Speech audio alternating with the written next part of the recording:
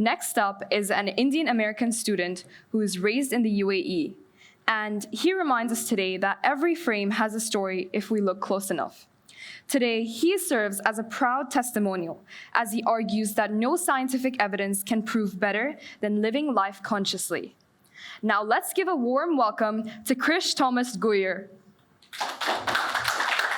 To begin, I'd like for all of us to reflect on a question that when I answered, initiated the greatest turning point in my life.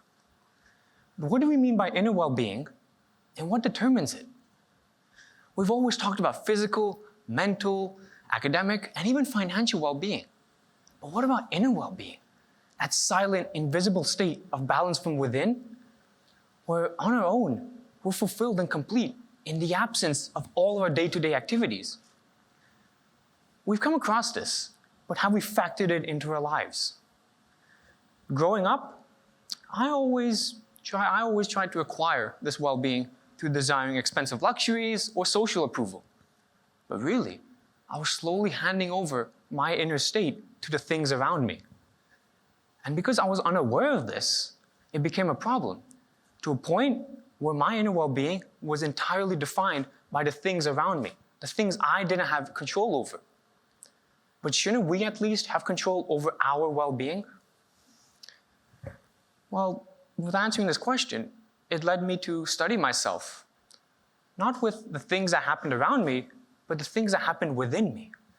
And in doing so, I made a discovery that was simple yet so profound that it will be with me for the rest of my life.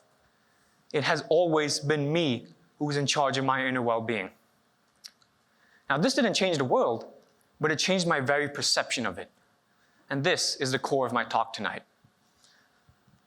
But we need to take a step back, because we should understand that over time, over generations, our societies have gradually shaped what we perceive a successful life to be through a series of standards and expectations. Now, regardless of where these standards and expectations came from, whether from us, our families, or institutions at large, they've contributed to us inheriting a collective script, one that revolves around what I like to call the pillars of modern survival: our education, our employment, and our financial wealth.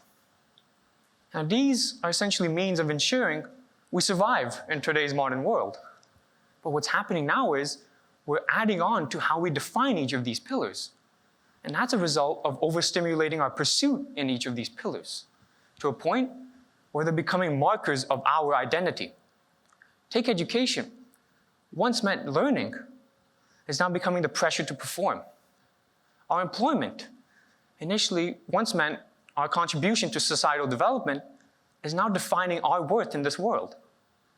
And financial wealth, we all love that, but however, once just meant to ensure security, is now dictating our very success in life as a human being. But as we've strived to pursue these interconnected pillars of survival, we've unknowingly built on what I call an algorithmic lifestyle, one driven by rules, punctuality, our boundaries, performances, and even achievements. And while all of these things are important for us, I argue they've long been over-prioritized from a very early stage in our lives, in our education. And that has now become the very source of our external validation. But over time, as we continuously reinforce this lifestyle, we're slowly handing over our inner well-being to our survival needs. And consequently, we're shutting out our very perception of life beyond survival. And this is the hidden shift. But to understand this shift, we can visit a simple model, Maslow's hierarchy of needs. Developed in the mid-1900s by Abraham Maslow, we have a 5-tier system that categorizes all of our needs over the course of our lives in a hierarchy. From the bottom are physiological needs, essentially what we need to survive as an organism. Then comes our security, our relationships, and our esteem. And at the top, self-actualization, realizing one's potential, accessing who we are. But here's our situation. As we've become so fixated on pursuing on survival, we've actually rarely ascended beyond the very bottom of this hierarchy.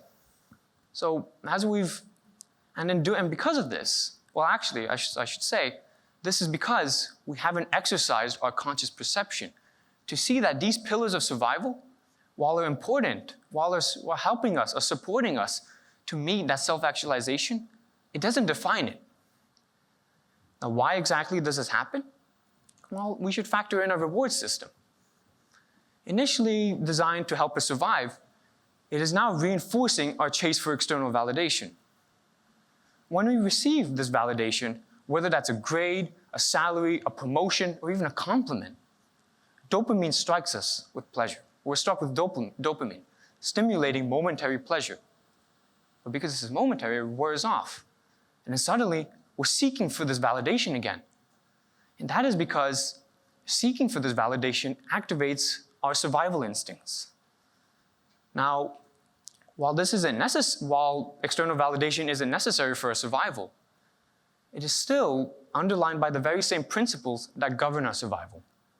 Our body and mind treat this short-term gain just as it would with anything that we would need for our survival.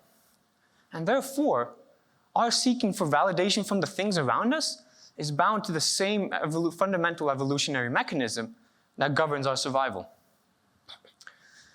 So what we should be questioning, what we should be thinking about now is, as we've enveloped ourselves in survival, are we shifting from craving these things for our growth, or is it now for relief? Are we trying to fill in a gap that within us? Are we just trying to receive that short-term gain only to go after it over and over again over the course of our lives?